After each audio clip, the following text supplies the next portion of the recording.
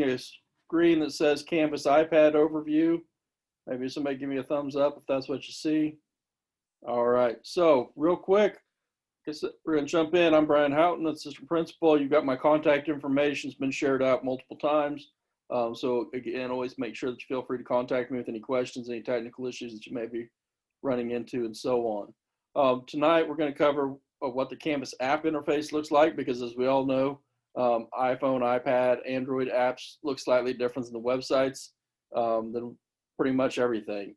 We're going to look at how to navigate the Canvas app and how to submit an assignment in the Canvas app. We'll kind of see an example of how that might work. So with diving right in, whenever a student has an iPad that's been issued by the school, they're going to find the Canvas icon. It's always going to be in the dock. So it's always going to be placed here. If it's a device that you've manually installed it on, this is what it's going to look like. It's basically just a white square, and it's got the little red Canvas logo in the middle of it. So all the student issued iPads have that right on there, and we've placed it in the dock for easy access. As soon as a student clicks on that, they're going to be taken to this screen, and it's going to say Find My School. As soon as this appears, they're going to want to click Find My School, and they're going to type in Fredonia KS. Easy way to remember this, that Fredonia KS, it's just like the school, anyone that you might be emailing at school. So if you're sending me an email at bhoughton@fredoniaks.com, or you're going to our district website at www.fredoniaks.com. So it's that same basic format. From there, they're going to see their sign-in page. They're going to put in their username and their password. All students district-wide have been issued their usernames and passwords, so they should have that, and they're going to be practicing signing in multiple times throughout their school experience and building experience, so teachers can work through that, make sure they're familiar with that. And the goal there is just to repeat that so they're just very comfortable and just very fluid with that.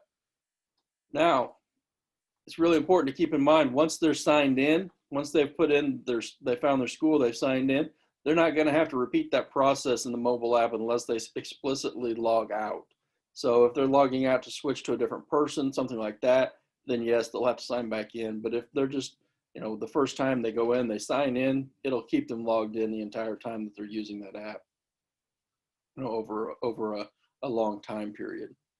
Once they sign in, there's a lot of similarities to the web interface, but there are a few small differences. We still see the dashboard right away, but everything is organized just a little bit differently. We now see that we have the courses laid out over here on the left-hand side of the screen. There's still those thumbnails, whatever the teacher happened to put in there. You still click on those, takes you right into the courses.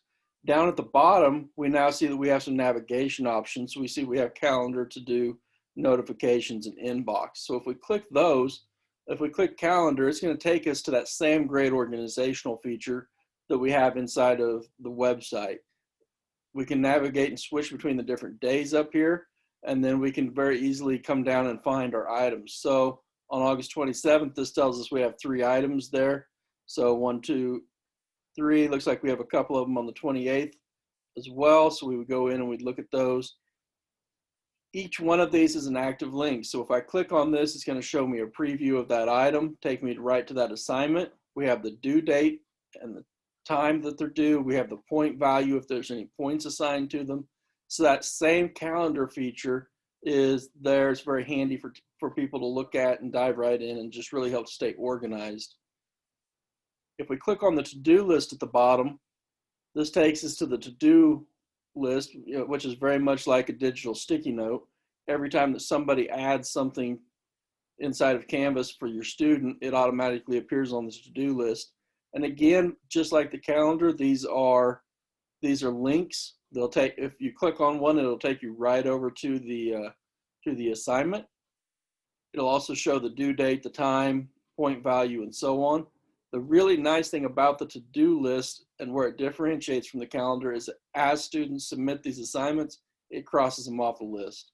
And we'll see how the submission works here in just a few minutes. That calendar, a student can always go back and see what things were due on certain days, and it will cross those out as they've been turned in, but it will still leave them there. So it's a good way to go back and reference in case you're like, well, what did I do on such and such day? they can go back and look at it. The to-do list is more of just a, yep, we're done. You scratch it off the sticky note and it's in the trash. So basically there's a small difference there, but it's kind of a major organizational difference. Notifications, when we click on this, this is a little bit different. This is where students are going to see grades. This is where students are going to see feedback from teachers. We're really emphasizing that teachers need to leave feedback on assignments. So it's not going to be uncommon for you to get feedback on every single assignment that a student does, and it's going to appear in this particular interface. The really interesting thing about this is the students can actually then turn around and reply to the teacher. So if a teacher leaves feedback on an assignment explaining, you know, these are some things that you need to work on, such and such, then the student can go back. Maybe they ask them to complete or to update the assignment, so they update it, they submit it, and then the student can come in that feedback and they can carry on a conversation back and forth. So really powerful tool that I think that everybody will enjoy as we really dive in and start making full use of it. Now, as we dive into a course, we're going to see that over on the left-hand side, we have those navigation options, just like what we would see inside of the website. And then over here on the right-hand side of the screen, we have all of our modules. Basically, each module, you can think of it as a grouping of like items. Each module is clickable. So if you want to expand to see what's inside of it, you can click on the Getting Started, and it's going to open up and show you the contents. You can click through each of those to dive in and really see what's in there. So if we click on the Getting Started, we're going to see that this expands. And this Getting Started module is going to include 5 common things that are the same in every single class. So about this course, about the teacher, contact information, Zoom information, and resources. And then additional modules may be showing up here. In most cases, teachers are only going to have one module visible at a time instead of having multiple modules like this sample course has, and then it's going to have the help module there. So if we dive in, we can see what those are going to show. So in the course description, it's going to include what the overall course is accomplishing, and it's going to list what they're learning. Fun tip, anytime you see a picture of something and it looks like it has a little play button on it, if you click that, it's going to go ahead and just let you go into a video, and it's going to start playing that video. I'm not going to dive into it right now because you've got me here. You don't need to see a video of me as well. It might be a little bit of overkill. So we jump into about the teacher. So you're going to see some biographical information of on the teacher page. Contact information. This is where your teacher's going to have their email address. They'll have the phone number of the school. They may have their own cell phone number there. They may not. I can't guarantee you that they will. In a lot of cases, they'll probably have their extension put in there. They'll have their room number so they can go in and find that there as well. Zoom information. This Zoom information, the way we've set this up is really, hopefully, very handy for people. This is a direct link, so you don't have to hunt for Zoom links. You don't have to try to find those. Student simply goes to their class. They go to Zoom information. They click it, and it takes them right into the Zoom app or the Zoom website, depending upon the device that they're using. There still is the meeting number and password there for people that want to use those, but clicking that link is going to just take you directly in, and you don't have to hunt for those. I do want to stress the tip there. It's going to be a different link for every single teacher or every single class that the student is with. So for example, if they start out at first mod of the day with English, they're going to jump into their English class, they're going to go to Zoom, and they're going to click on that link. And then if they go into math later in the day, they're going to go in and to the math class, click that. It's going to be a different link. So that's really important to keep in mind. For example, if a student at the elementary is with their content teacher all day long, and then they jump down to music, they're going to jump into the music class. And again, there'll be a link that's a different link that would take them to their Zoom with Mr. Jeffries. The resources page is just going to be a listing of all of the different handouts that really don't fit into a specific module. These might be classroom rules, supply lists, syllabi, general expectations, things like that. So now let's dive in and let's kind of see what this might look like. One thing I do want to note, whenever you're using the mobile app, anytime you see this little icon right here, you can toggle between kind of the split screen and the full screen. And then whenever you see the back button right up here, you can jump back and forth going up a level. So here we're going to see this, we're going to go full screen. We click this and it takes us full screen. Sometimes that's a little bit handier because it allows you to not be so cramped in that split view. And now we're going to kind of go and jump into what an interactive using the iPad or using a digital device to complete an assignment in Canvas might look like. And I think you're going to see this is really pretty simple process. So we're going to go ahead and just jump right in. It's here. It says click on the worksheet that's linked below, write your answers on the worksheet, take a screenshot of your worksheet and submit the screenshot. So we've got that linked PDF that we put in here. We're going to go ahead and jump full screen and then just click on that. And it automatically opens up into an editable PDF right inside of Canvas. And you can see that I've put in some answers on previously. So I would go through and I can go back and forth and those answers are saved. In the upper right, you're going to see that there's a little edit button.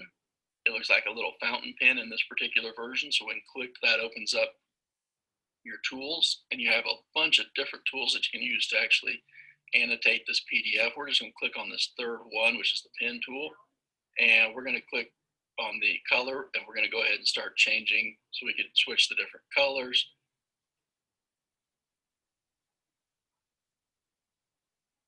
We can see that we can change the thickness of the lines.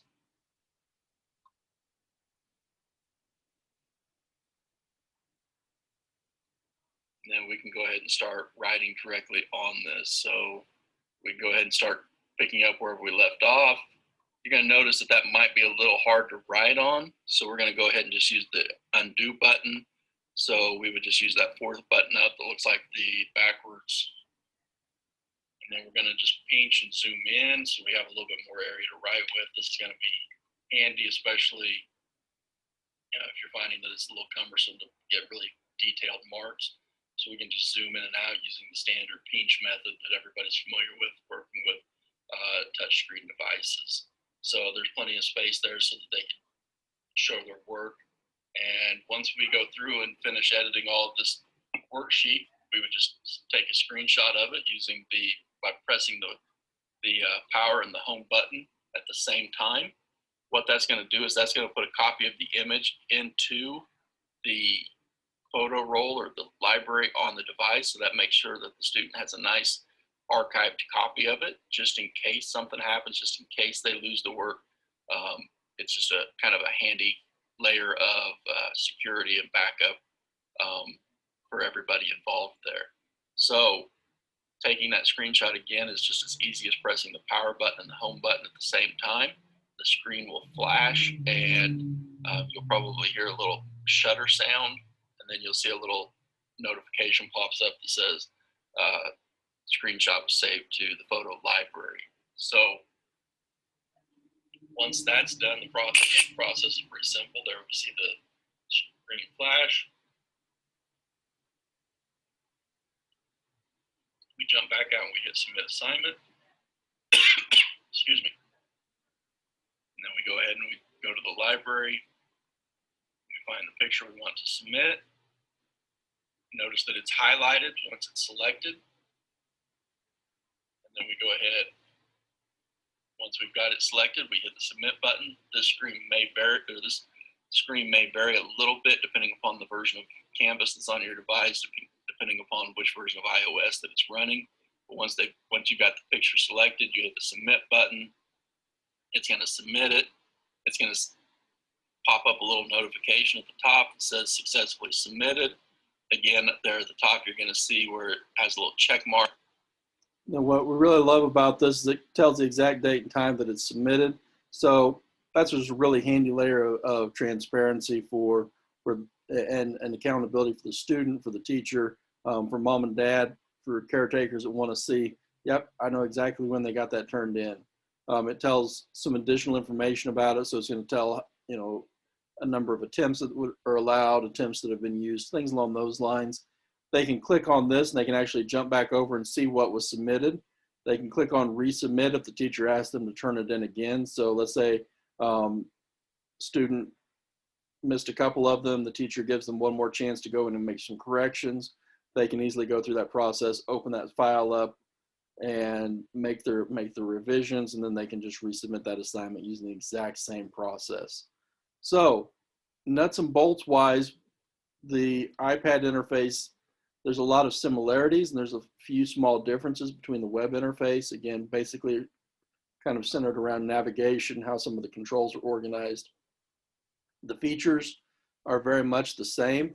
The iPad, the Android, the iPhone versions, they have the added ability to very easily be able to annotate on a PDF file in comparison to what it would look like on a laptop. You can still do it on a laptop. It's just a little bit harder to draw on them nicely with your mouse, unless you just happen to be really handy using your mouse, or maybe you have a trackball that you're pretty skilled with. But overall, you can see the functionality is very much the same. Replying to chats, things along those lines very much work just like they would in the web interface. We're going to go ahead and open it up for any questions you